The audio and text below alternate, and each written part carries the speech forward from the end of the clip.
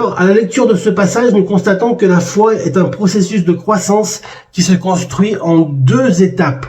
Premièrement, ferme assurance des choses que l'on espère. Amen. Deuxièmement, démonstration de ces choses que l'on ne voit pas encore, qui vont s'accomplir mais qu'on ne voit pas encore.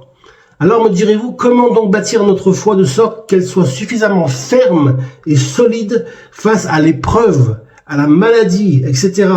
et qu'elle soit aussi capable d'amener à l'existence les choses invisibles dans la dimension du visible. Les choses qu'on ne voit pas se réalisent sous nos yeux. Et on dit gloire à Dieu et gloire à Dieu. Amen.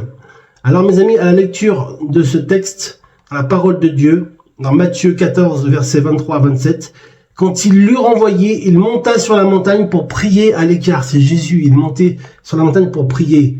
Le soir venu, il était là seul. La barque se trouvait déjà au milieu du lac, battue par les vagues, car le vent était contraire. À la fin de la nuit, Jésus alla vers eux en marchant sur le lac.